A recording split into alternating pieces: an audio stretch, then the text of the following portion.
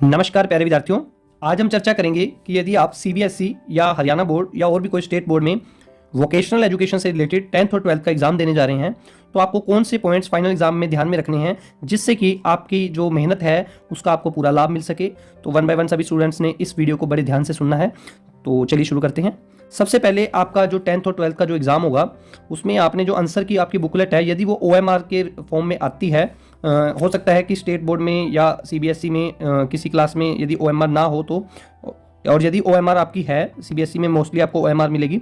तो जैसे मान लीजिए मेरा नेम लिखा हुआ है कृष्ण मलिक, तो इस टाइप से आपको ऐसे कॉलम में एक एक वन लेटर लिखना है और उसके जस्ट नीचे उसी लेटर का आपको जो सर्कल होगा वो फिल करना है। और आपने ध्यान रखना है कि आपका यदि मान लीजिए सरनेम है, जैसे मेरा यहाँ पर मलिक है, तो आपने उसके बीच में एक लेटर का स्पेस छोड़ना है, ब्लैंक करना है।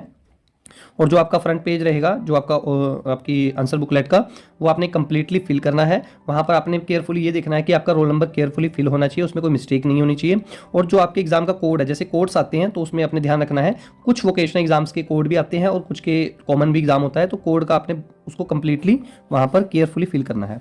उसके बाद आपने एक बहुत जो इंपॉर्टेंट बात है, क्योंकि जो वोकेशनल एजुकेशन में जो क्वेश्चन का जो पैटर्न रहता है, जैसे फॉर एग्जांपल हम सीबीएसई की बात करें तो उसमें 1, 2, 3, 4, 5 और 6, फर्स्ट 6 जो आपके क्वेश्चन होते हैं उसके आगे सब पार्ट होते हैं, यानी कि फर्स्ट का रोमन में आपको 1, 2, 3, 4, 5 पार्ट्स मिलेंगे।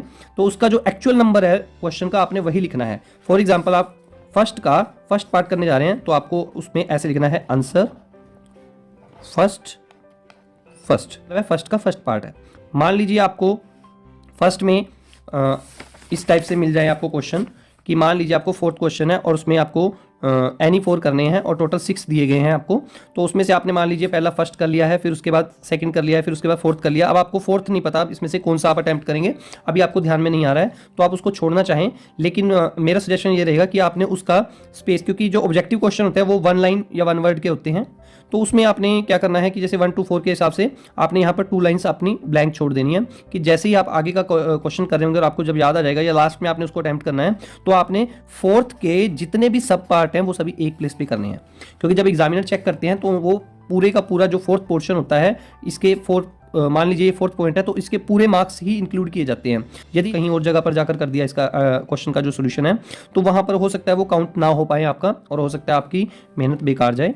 तो कई बार ऐसा इग्नोर हो जाता है ये पॉइंट। तो आपने सब पार्ट हैं, जो जितने भी पार्ट के सब पार्ट रहेंगे वो आपने एक जगह पर ही करने हैं। उसका आप नंबर मत डालिए कि आप हो सकता है इसमें से 3rd करें, हो सकता है इसमें से 5th करें, हो सकता है इसमें से 6th करें, लेकिन आप उसकी स्पेस जरूर छोड़ दीजिएगा। उसके बाद आपने ये प्रॉपर इस तरह से पॉइंट्स जरूर लिखने हैं आंसर्स। क्वेश्चन आप बेशक ना लिखिए, लेकिन आंसर के साथ उसका जो पॉइंट है वो आपने हर बार चेक करके देखना है कि आप केयरफुली वही डाल रहे हैं जो उसका एक्चुअल क्वेश्चन नंबर है। ये बहुत बार मिस्टेक होती है, ज़्यादातर वोकेशनल एग्जाम के ऑब्जेक्टिव पार्ट में रहती है ये मिस्टेक।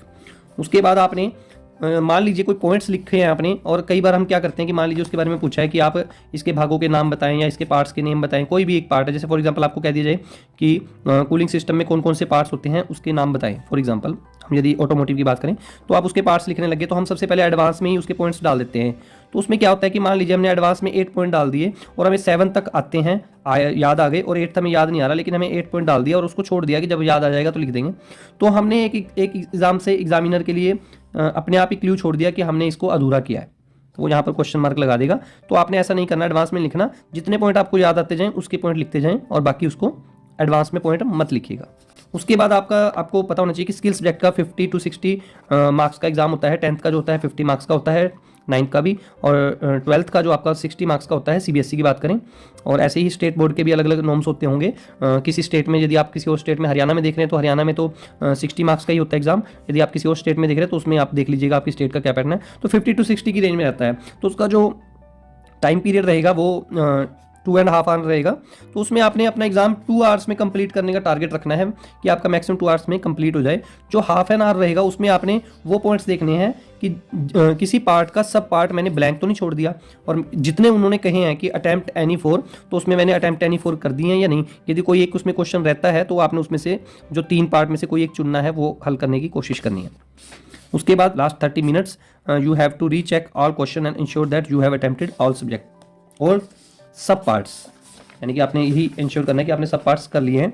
उसके बाद ओवर अटेम्प्ट किसी भी पार्ट के क्वेश्चन का नहीं करना। यदि मान लीजिए आपको 2 मार्क्स का लिखा है तो आपने उस पर ज़्यादा टाइम नहीं लगाना, 3 to 4 लाइन्स के अंदर आपने उसको कवर कर देना है।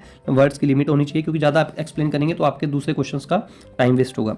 और आपने try to draw diagram maximum आपने ट्राई करनी है कि आप उस मैक्सिमम डायग्राम का जितने भी आप उसके बना सकें पॉसिबल वो करें। और एग्जाम्स के पहले भी आपने 3 से 4 पॉइंट ध्यान में रखने हैं। एक तो आपने 8 आवर्स की मैक्सिमम पर डे नींद लेनी ही लेनी है। आप कई बार हम स्ट्रेस में क्या होता है कि पूरी पूरी रात जाग के पढ़ते हैं, वो आपका रूटीन हो सकता है कि आप रात को जाग के पढ़ें या दिन में पढ़ें, लेकिन आपने 8 आवर्स की नींद लेनी है। और उसके बाद आपने क्या करना है, सिलेबस के कुछ मेन पॉइंट्स के नोट्स जरूर बना लीजिए, क्योंकि जो हमारे वोकेशनल एजुकेशन में ज़्यादातर हमारे ब्रीफ पॉइंट्स जरूर आते हैं, डेफिनेशंस आती हैं। तो आप एक फुल फॉर्म भी एक जगह लिख के रख सकते हैं। फॉर एग्जाम्पल ABS होगी, MPFI, इस टाइप से एक पेज का चार्ट बना दीजिए। यदि आपके टीचर की मदद से आपके पास कुछ ऐसा फुल फॉर्म्स के नोट्स हैं तो इट वुड बी बेटर, यह अच्छा रहेगा। और आपने उसके डेफिनेशंस को डेली रिवाइज कर लेना है, 3-4 दिन जो भी आपको 2-3 दिन रिवीजन के लिए मिलेंगे। फ्रेंड्स, लास्ट में एक जो प्रॉब्लम आती है जरूर करते हैं ऐसा कि यहाँ पर लाइंस लगाने लग जाते हैं ओवर। तो लाइंस लगाने की बजाय आप अपने लाइंस में टाइम भी ना वेस्ट कीजिए, और वो थोड़ा सा आज की डेट में थोड़ा अजीब लगता है।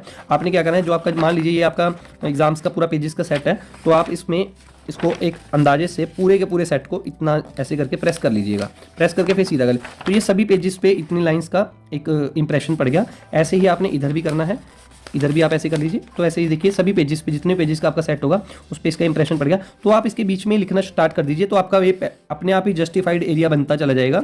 और आप उतना स्पेस छोड़ भी देंगे, और चेक करते हुए ऐसा भी नहीं लगेगा एग्जामिनर को कि आपने काफ़ी स्पेस छोड़ा हुआ है, क्योंकि लाइन्स तो लगी नहीं है। और आपका लाइन्स का भी जो आपके 5 to 10 मिनट्स आपके वेस्ट होते हैं वो भी हो जाएंगे, सेव हो जाएंगे। और आपने एक और बात का ध्यान रखना है कि आपने जैसे ही आपका एग्जाम आएगा, आपने पहले उसकी एक रणनीति बनानी है कि मैंने सबसे पहले करना कैसे है।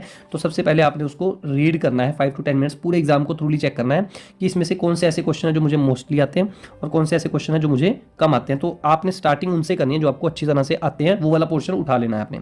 आप चाहे तो पहले सब्जेक्टिव भी उठा सकते हैं, फिर आप ऑब्जेक्टिव उठा सकते हैं। और ऑब्जेक्टिव में भी मैंने आपको बताया था कि मान लीजिए आपको पहले पार्ट का 3rd अच्छे से आता है, तो आपने सबसे पहले पहले का 3rd ही लिख लेना है। फिर उसके बाद आपको मान लो 2nd आ गया, 2nd लिख लेना है। फिर उसके बाद आपको 1st आता है, 1st मतलब सब पार्ट को आप ऊपर नीचे कर सकते हैं फर्स्ट के जो आगे पार्ट है, लेकिन आपको कोशिश ये करनी है कि ये एक ही जगह पे हो, इसका जो एक बीच में गैप ना हो। ऐसा ना हो कि आपने यहाँ पे 2nd का 2nd कर दिया, फिर उसके बाद 1st का फिर 1st कर दिया, आपको ज़्यादा गया। तो इससे कि उसको कैलकुलेट करने में प्रॉब्लम होती है, और हो सकता है आपका कोई एक सब पार्ट स्किप भी हो सकता है, जिसकी वजह से आपके मार्क्स आपके कट जाए और आपने उसको अटैम्प्ट भी किया हो और आप उसके मार्क्स लेने से वंचित हो जाए। तो ये आपने चीज़ें ध्यान में रखनी है। पूरा थ्रूली आपने एग्जाम को रीड करना है, अपने क्वेश्चन पेपर को रीड करना है, और उस हिसाब से आपने उसको बांट के उसकी स्ट्रेटजी बना के उस हिसाब से धीरे धीरे करते जाना है। और आपने वॉच जरूर पेपर में लेकर जानी है एग्जाम में। वॉच से क्या रहता है कि आपको अपने टाइम का ध्यान रहता है कि मैंने उसका पोर्शन पूरा कर लिया है, कि मेरा इतना अभी एग्जाम पेंडिंग है, तो मैं क्या इसमें कर पाऊंगा। तो आपका उसमें एस्टिमेट बनता चला जाता है। और कोशिश ये कीजिएगा जो आप एग्जाम में पेन लेके जाते हैं, मान लीजिए आपने 2 to 3 पेन खरीदे हैं, तो उन 2 to 3 पेन्स जो आपने एग्जाम में लेके जाना है उनको आप थोड़ा सा पहले चला लीजिएगा, क्योंकि उस टाइम पे जो पेन की बॉल्स होती हैं उसकी स्मूथनेस अभी बनी नहीं होती है। तो आपकी स्मूथनेस उसकी बनाने के लिए आप उसको पहले थोड़ा चला लेंगे, तो एकदम से आपकी स्पीड बन जाएगी जब आप उसको एग्जाम में यूज़ करेंगे। तो आपने क्या करना है, इसको एग्जाम में ले जाने से पहले पेन्स को 2 से 3 दिन पहले उसको पहले से चला के रख लेना है। इससे क्या होगा कि आपके हाथ की फिटमेंट भी हो जाएगी, आपको थोड़ा कंफर्टेबल भी लगेगा कि आप उसको यूज़ कर चुके हैं। तो आशा करते हैं कि आपको सभी मेन पॉइंट्स अच्छे से समझ में आ गए होंगे, और आपको आने वाले एग्जाम्स के लिए शुभकामनाएं, और आप बेहतर करें और आप अपने हुनर की दुनिया में आगे अपना उज्जवल भविष्य बनाएं। धन्यवाद। जय हिंद, जय भारत।